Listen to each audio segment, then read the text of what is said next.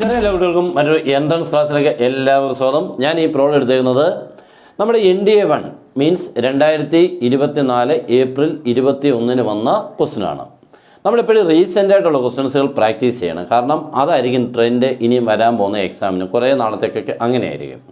അതുകൊണ്ട് എപ്പോഴും നിങ്ങൾ അങ്ങനത്തെ ക്വസ്റ്റ്യൻസുകൾ സെലക്ട് ചെയ്ത് പഠിക്കണം.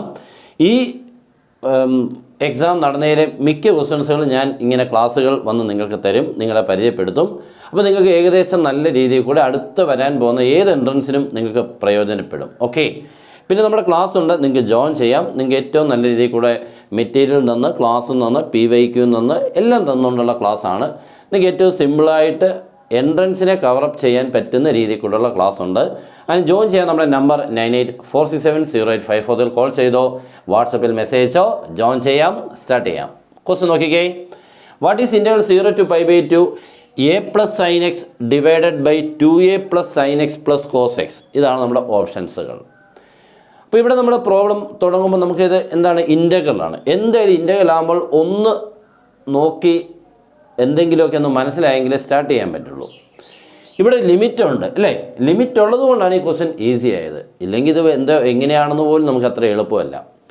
ലിമിറ്റിൻ്റെ പ്രത്യേകത 0 to π/2. നിങ്ങൾ നോക്കണം, 0 to π/2 വരികയും സൈനും കോസും ടാനും കൂട്ടും ഒക്കെ ആണെങ്കിൽ ഒരു ക്ലൂ ഉണ്ട്. ഓക്കെ, അങ്ങനെ നമുക്ക് ഏകദേശം കാര്യങ്ങളെ നമുക്കൊന്ന് കൺക്ലൂഡ് ചെയ്യാൻ പറ്റും സ്റ്റാർട്ടിങ്ങിന് വേണ്ടി. ഓക്കെ, ഇത് നമ്മുടെ ഓൾസോ എന്ന് പറയുന്ന പ്രോപ്പർട്ടീസ് ഓഫ് ഡെഫിനിറ്റ് ഇൻ്റഗ്രൽസ് എന്ന് പറയുന്നതിനുള്ളിൽ നിന്നുള്ള ക്വസ്റ്റ്യൻ ആണ്. പക്ഷേ നമുക്ക് ഈ ക്വസ്റ്റ്യൻ അവിടെ കണ്ടിട്ടില്ല. അങ്ങനെ ആ ക്വസ്റ്റ്യൻ തന്നെ വരണമെന്നില്ല. ഇതേപോലെ ഇഷ്ടംപോലെ ക്വസ്റ്റ്യൻസ് ഉണ്ട്. അത് ഉപയോഗിക്കാൻ പറ്റുന്ന പുതിയൊരു ക്വസ്റ്റ്യൻ, ദാറ്റ്സ് ഓൾ. ഓക്കെ, അപ്പോൾ let I is equal to integral 0 to π/2 a plus sin x divided by 2a plus sin x plus cos x. Quality equation number 1.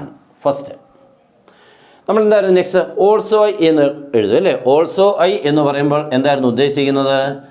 Integral 0 to π/2 x കാണുന്നിടത്തല്ല upper limit minus x, that's all. Upper limit minus x, what is upper limit? 0 π/2 അല്ലേ? That is a plus sine π/2 minus x divided by 2a plus sin π/2 minus x plus cos π/2 minus x. ഇതാണ്.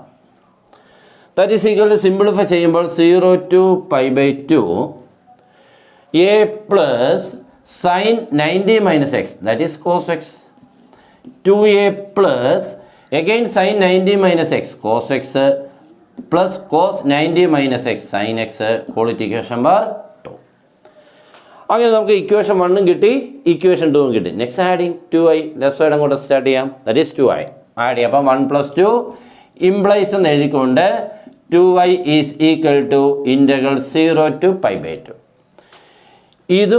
ഇതും തമ്മിൽ plus ചെയ്യണം. Okay, അപ്പോൾ നമുക്ക് ഡിനോമിനേറ്ററുകൾ same ആണ്, ഞാനത് എഴുതുന്നില്ല. ന്യൂമറേറ്റർ ഒരിടത്ത് a plus sin x ഉണ്ട്, അടുത്തത് a plus cos x ഉണ്ട്. That is 0 to π/2. ഡിനോമിനേറ്ററുകൾ സെയിം ആമോനെ. അപ്പോൾ നമ്മുടെ രണ്ട് ഫ്രാക്ഷൻസ് ആഡ് ചെയ്യുമ്പോൾ ഡിനോമിനേറ്റർ സെയിം ആണെങ്കിൽ കോമൺ ആയിട്ട് അങ്ങോട്ട് എടുത്ത് എഴുതും, ദാറ്റ്സ് ഓൾ അല്ലേ? എന്ന് പറഞ്ഞാൽ 2a plus sin x plus cos x. അതാണ് അത്. ഇവിടെ അതിനാണ് സെയിം ആയത്. എന്നിട്ട് എന്ത് ചെയ്യണം? ഡിനോമിനേറ്റർ സെയിം ആണെങ്കിൽ ന്യൂമറേറ്റർ ആഡ് ചെയ്യണം. അപ്പോൾ a plus sin x plus a plus cos x എന്ന് ന്യൂമറേറ്റർ വരും. അപ്പോൾ 2 തവണ a വരുന്നില്ലയോ? a plus a, that is 2a plus sin x plus cos x.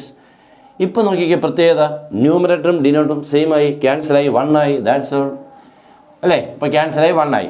1 integral x.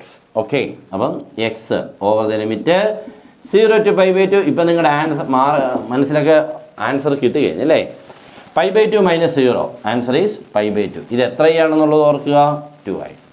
2i equal to π/2, then i is equal to π/2/2, answer is ആരാണ്? π/4. Okay, അപ്പോൾ അത്രേ ഉള്ളായിരുന്നു.